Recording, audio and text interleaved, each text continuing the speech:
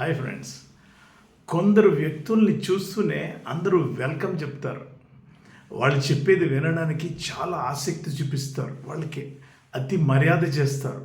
వాళ్ళు ఏది చెప్పినా వింటారు, ఏది అమ్మినా నమ్మకంగా కొంటారు. కొంతమందిని చూస్తే అసలు వాళ్ళకి వెల్కమ్ చెప్పబుద్ధి కాదు. వాళ్ళని వినడానికి కానీ వాళ్ళ దగ్గర ఏదన్నా కొనడానికి కానీ ఏది ఇష్టపడరు. ఇద్దరూ మంచి స్కిల్ ఉన్నవాళ్ళే, ఒకే సంస్థలో పనిచేసేవాళ్ళు.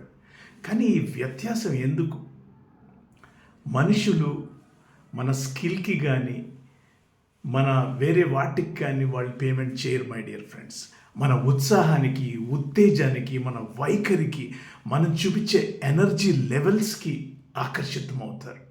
అప్పుడే మనల్ని నమ్ముతారు, మనం చెప్పేది స్వీకరిస్తారు, మనం ఏది అమ్మినా కొంటారు. మనల్ని మనం ఎలా మార్చుకోవాలంటే మనల్ని చూసి వాళ్ళు ఏదో నేర్చుకునే వ్యక్తి అని నమ్మేటట్లు మారాలి. అందరికీ స్కిల్స్ ఉంటాయి, టాలెంట్ ఉంటాయి, కానీ నిన్ను వేరుగా చూపించేది మన స్కిల్ కాదు మై డియర్ ఫ్రెండ్స్. మన సాహచర్యంలో వాళ్ళు ఏం ఫీల్ అవుతారు, ఎలా ఫీల్ అవుతారు, మన ఎనర్జీ, మన టోన్, మన బాడీ లాంగ్వేజ్, మన వాయిస్, ఇవే మన అసలైన శక్తులు. వాళ్ళకు అర్థమైంది అని వాళ్ళకి ఫీలింగ్ కలిగినప్పుడు మనల్ని పూర్తిగా నమ్ముతారు. అప్పుడు వాళ్ళు మనల్ని సపోర్ట్ చేస్తారు.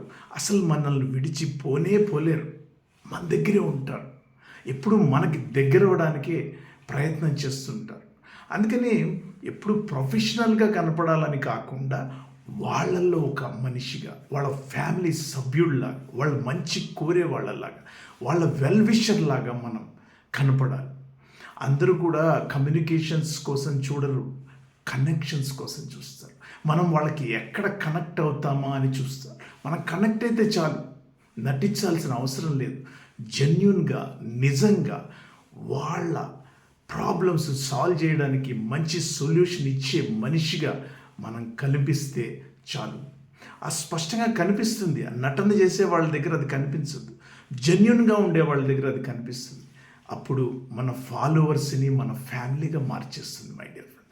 అప్పుడు మనం వాళ్ళ ఫ్యామిలీలో ఒక సభ్యుడిగా మెలుగుతాం, వాళ్ళ మంచే కోరుతాం, వాళ్ళ కోసమే మంచి వస్తువుని మనం సెలెక్ట్ చేసి కొనిస్తాం.